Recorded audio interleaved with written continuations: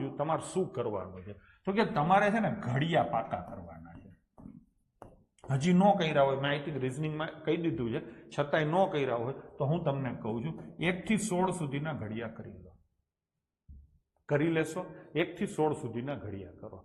પછી તો કે 18 નો ઘડિયો કરો, 20 નો તમને આવડે છે 21 નો કરો, 22 નો, 44 નો અને 125 નો. આ 3 ઘડિયા આજ જ કરવાના છે. તમે મને વચન આપો છો આજે રાતે હુતા પહેલા 3 ઘડિયા તમે કરી લેશો. ડન છે? એના પછી આ 3 હું એના પછી 24 નો ઘડિયો કરો, બરાબર છે? 27 નો ઘડિયો કરો. આમ તો બેંકની પરીક્ષા હોય તો એમાં હજી બીજા ઘડિયા હું એડ કરું છું. તમારા કેસમાં તમારે આથી વધારે લોડ લેવાનો નથી થતો, બરાબર છે? તો આટલે સુધીના ઘડિયા તમારે કરવાના થાય છે. એમાં આ 125 નો ઘડિયો ક્યાં સુધી કરવાનો છે? 7 સુધી. ઉપર કરવાની જરૂર નથી. ઘડિયા કરવા માટે કેવી રીતે તમારે કરવું જોઈએ, કેમ કે ગોખવામાં અઘરું પડતું હોય, ન સમજાતું હોય, ન યાદ રહેતું હોય, મિક્સ થતું હોય, આવું બધું થાય છે. તો ઘડિયા તમારે કરતી વખતે કેવી રીતે ગોખવા જોઈએ હું તમને શીખવાડીશ થોડુંક. માની લો કે 24 નો ઘડિયો તમે કરો છો, તો 24 એકા 24 તમને લગભગ ક્યાં બધાને આવડે જ છે. હું શું બોલું છું?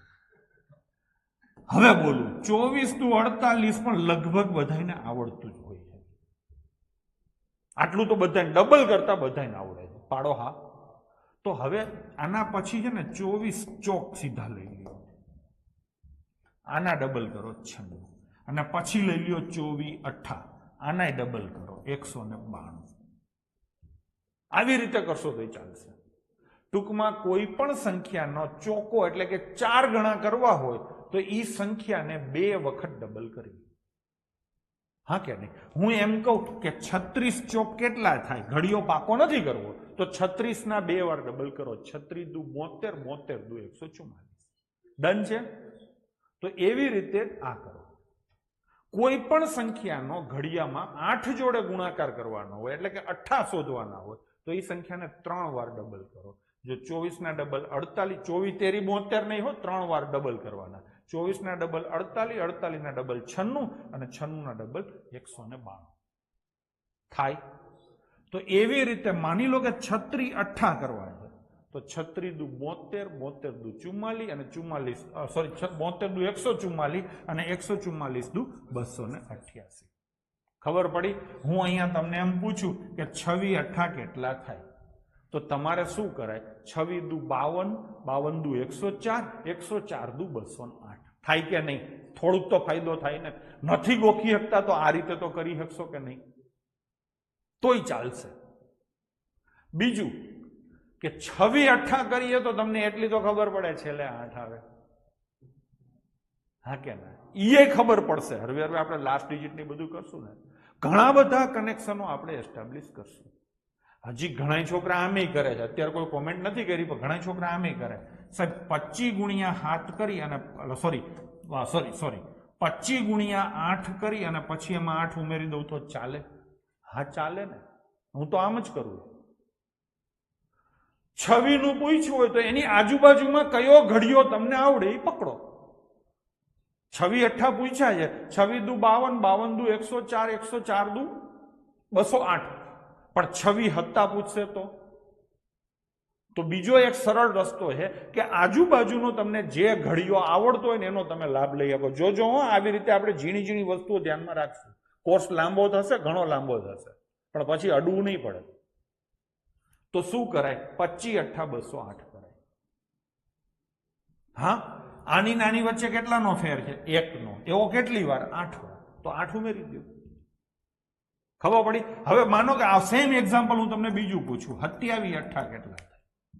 તો 25 8 તો તમારા 200 થઈ ગયા. 25 અને 27 વચ્ચે કેટલા? 2 વધારે છે તો 2 8 16. 16 ઉમેરી દો. ખબર પડી? આવી રીતે તમે કરી શકો છો. પાકું કે નહીં?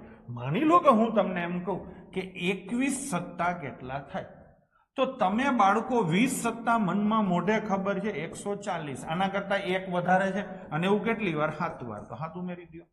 આ વધારે હેલું પડશે કેમ કે આ પ્રેક્ટિકલ વસ્તુ છે. જીવ ગણિત આ રીતે જ ગણાય છે.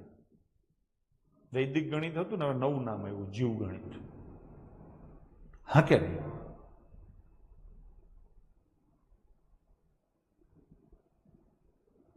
ના ના ગઢવીભાઈ, રૂપાળા દેખાવ હોય તો ચશ્મા પહેરાય, કે ચશ્મા પહેરો આંખું ખેંચાતી હોય તો.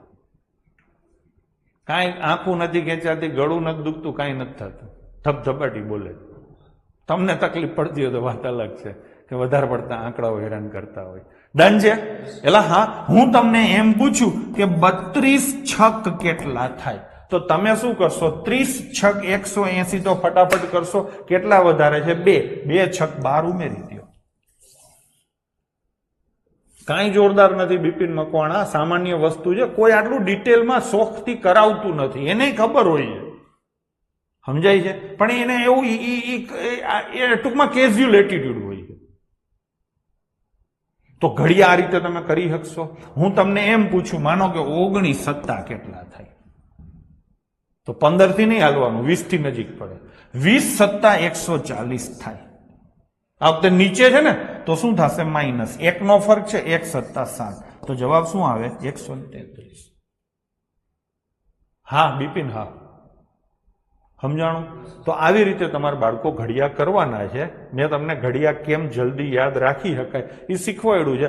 આનો ટેકો લઈ અને ટ્રાય કરો કે સોમવાર સુધી ઘડિયા થઈ જાય. એવું નથી કે સોમવાર જરૂર પડશે જ, પણ જેટલું બધી એક એક વસ્તુ ઊંચી મૂકતા જાવ એટલું તમારા માટે સારું રહેશે. બરાબર છે? તો આજે આપણે આટલું લઈશું. આની કોઈ પીડીએફ આવશે નહીં, એટલે મહેરબાની કરીને કોઈ પીડીએફ માંગે નહીં હો. જ્યારે આપણે દાખલા કાયદેસર ગણશું ત્યારથી જ પીડીએફો આવશે. અને હજી આવું ઘણું બધું ચાલશે. મેં આખું લિસ્ટ બનાવેલું છે. શિશુ ગણિત વખતે તો શું હતું? ફ્લોમાં ભણાવતો હતો, જે યાદ આવતું જ હતું. આ વખતે કાંઈ છટકવાય નથી દેવું. નવી વસ્તુઓ, નવું છે, બધું લિસ્ટ બનતું જ બનાવ્યું જ છે, સાઈડમાં લખેલું જ છે. જ્યાં સુધી જે મોઢે મોઢે યાદ આવે ને એટલું લઈ લઉં છું, ટીક મારતો જાઉં છું, પછી રહી જાય એ લઈ લઈશ, પણ થાશે સર્વાંગ સંપૂર્ણ. તો કાંઈ વાંધો નહીં. અને બીજું, દશેરાના દિવસે ક્લાસમાં રજા હશે હો.